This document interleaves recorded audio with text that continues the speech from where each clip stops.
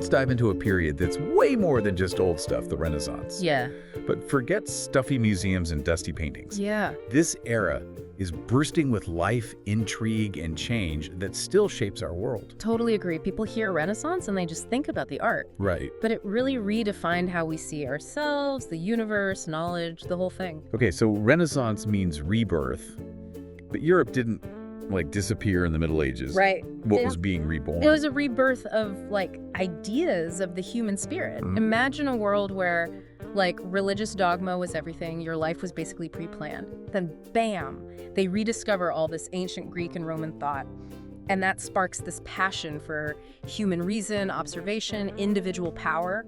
So instead of blindly accepting, people started questioning, exploring, testing those beliefs. Exactly. And that shift had huge consequences, not just in thinking, but at the foundation of how we learn, create, even do science today. Hmm. This humanism thing that individuals have the power to shape their own destiny. Right. Revolutionary. Okay, I see the bigger picture.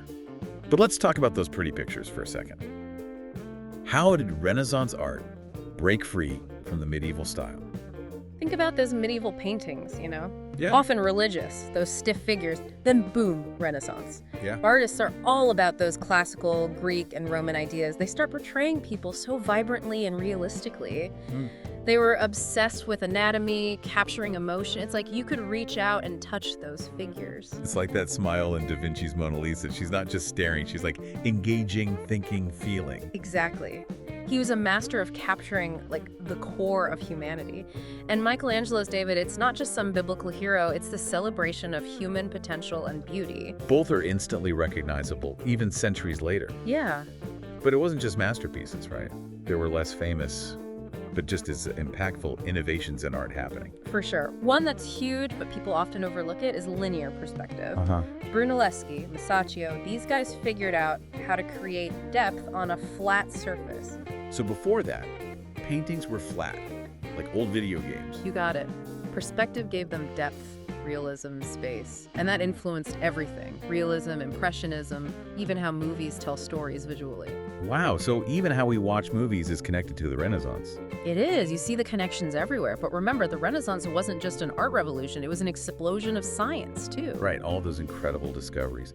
It's like, while artists redefined beauty and realism, scientists challenged everything we thought we knew. It's true. Imagine the guts it took for Copernicus to say, hey, maybe the Earth isn't the center of the universe. Oh. And Galileo proving it with his telescope, or Vesalius dissecting bodies to understand anatomy.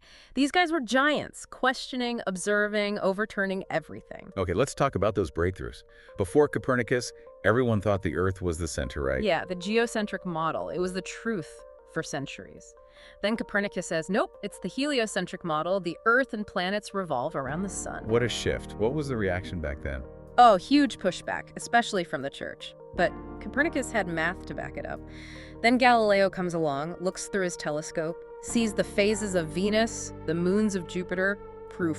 So discoveries built on each other, leading to this new understanding of, where we fit in. Exactly. It was revolutionary. It changed how we saw ourselves, the universe, everything. Yeah. And that fueled exploration philosophy, this whole quest to understand the universe, which is still going on, fueled by that Renaissance curiosity. I'm seeing how this period laid the foundation for how we think today. It did. But before we move on, what about Andreas Vesalius? He was all about the human body, right? Yeah, back then, anatomy knowledge was from old texts, animal dissections, not very accurate. Right, not ideal. What did Vesalius do? He got hands-on, literally, dissecting human bodies, documenting everything, correcting misconceptions.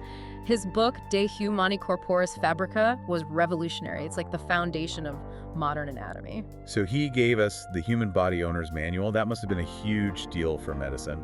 Oh yeah, dissection observation, that became the gold standard for medicine. It led to the advancements we have today.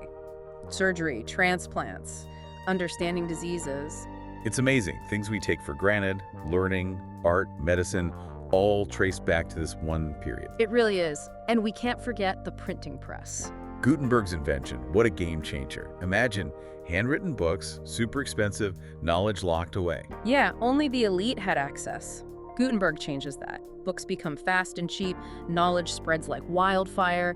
It was like the spark for the Renaissance, democratizing learning, fueling debate. Sounds like the early internet, connecting people and ideas. Exactly. It was a step towards our information age. The printing press made knowledge accessible, fueled the fire of the Renaissance. And that fire's still burning, huh? It is. So we've got these changes in art, science, and technology all happening at once. The Renaissance's impact is incredible. Yeah, and we've only just scratched the surface. What's fascinating is how it's all connected. The art, the discoveries, everything influencing each other. The Renaissance was like this tapestry of ideas and innovations pushing human potential. And those innovations still influence us today. It's like it's woven into our modern world. Exactly. From knowledge to art to science, the Renaissance is all around us. I'm totally hooked. I can't wait to dive deeper. You're in for a treat. You'll be surprised at how much this era still shapes us in big ways and small. It's crazy to think all this new knowledge and creativity in the Renaissance wasn't always welcome. Right. It must have caused some issues, like not everyone likes change, especially when it challenges their core beliefs. Yeah, the Renaissance was like upheaval, clashing old and new. Think about the church, all that power for centuries, and then these radical new ideas come along. Yeah. Questioning their authority, it must have been intense. So the Renaissance wasn't all sunshine and roses. There was tension. Oh yeah, power struggles, religious debates, accusations of heresy. Galileo, for example, got a ton of pushback from the church for supporting that heliocentric model. They saw it as like a direct attack on their teachings. It's kind of ironic. This era was all about reason and observation. But those who challenged things often paid the price. Makes you think, has much really changed? That's a big question, right? Yeah. The Renaissance had it all: progress, enlightenment, but also conflict and resistance. It shows that progress isn't always easy, it's messy, even dangerous sometimes. And speaking of spreading ideas, the Renaissance wasn't just an Italian thing. Oh no, it spread all over Europe. It was like wildfire. Right. New ideas and movements popping up everywhere.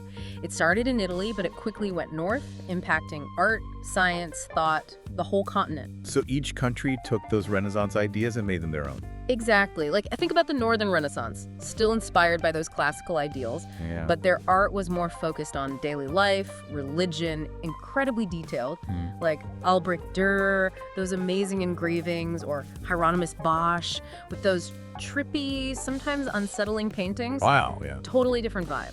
And what about science? Did the Northern Renaissance contribute to those discoveries too? Absolutely. Some even say the printing press was even bigger there. Really? Yeah, because it spread those scientific texts and ideas so fast. Think about Erasmus, huge figure in the Northern Renaissance. Right. A scholar, a humanist, wrote tons, translated and spread classical texts, making them accessible to way more people. His impact was huge on religious reform, humanist ideas, the whole thing. It's wild how it's all connected. Art, science, technology, social changes, this amazing tapestry. That's the Renaissance, right? Interconnectedness, innovation, fueling innovation, and the coolest thing, we're still living with its legacy. It goes way beyond the famous art. So it wasn't just a moment in time, it was the start of something bigger. Totally. It's like a ripple effect, still going. The ideas, values, that spirit of asking questions, it's in how we approach knowledge, art, science, everything. Like those Renaissance thinkers threw a pebble in the pond, and we're still seeing the ripples. Love that. And it's not just looking back, it's looking forward. What are the Renaissances happening now?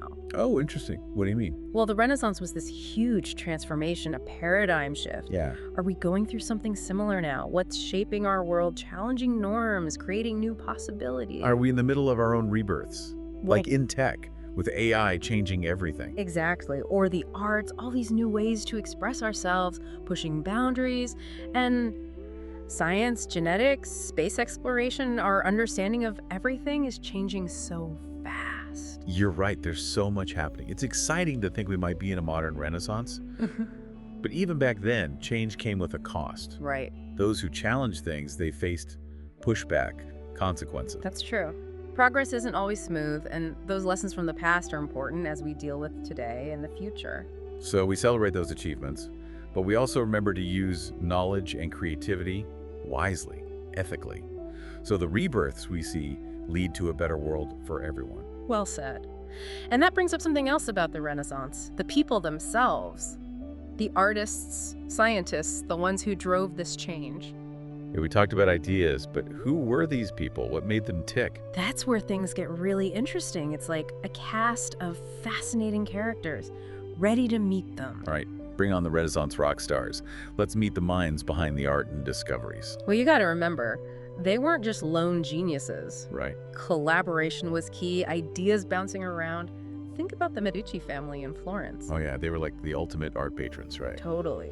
Bankers, politicians, super influential. They poured money into supporting artists, architects, scholars, everyone.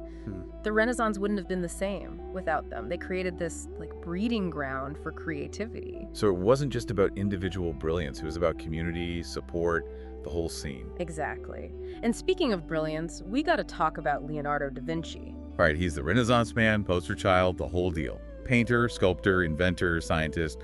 Was he like an alien? How did he do it all? I wish it was that simple. Da Vinci was just endlessly curious, observing, experimenting, always pushing boundaries. He could connect things, art and science, everything. That's what's so cool about this era. It wasn't about sticking to one thing. It was about breaking down those walls, seeing how knowledge connects. Exactly. Yeah. Da Vinci used his anatomy studies to make his paintings crazy realistic, or his observations of nature for his inventions. He saw the world as this giant puzzle, and he had to figure it out. So curiosity was their superpower. It wasn't just him. Absolutely. Yeah. Galileo challenging the church's view of the universe with his telescope. Michelangelo on his back for years painting the Sistine Chapel. Wow, yeah. They were driven, this thirst for knowledge, to create something amazing. They were basically saying, we're not just going to accept things, we're going to understand, change, leave our mark. And they did. Their impact is still huge. But it wasn't all big, splashy stuff. The Renaissance was also about those little discoveries, those everyday creative moments. All those added up to something huge, something that changed history. So it's not just about being a Da Vinci, it's about that curiosity, that creativity, whatever you're passionate about. Exactly. The Renaissance shows us that we can all be explorers, innovators. Ask questions, challenge things, never lose that wonder. So as we wrap up our Renaissance deep dive, what's the one thing you want our listeners to remember? I'd say this. The Renaissance isn't just history. It's a way of thinking, of approaching the world, curious, creative, believing in human potential. And that's just as important now as it was then. So go out there, be your own Renaissance person, make a difference. That's a great way to put it. Time for us to step out of the time machine, but I think we're all taking a bit of that Renaissance spirit with us. Thanks for joining us. We'll be back soon with another deep dive. Until then, stay curious and creative.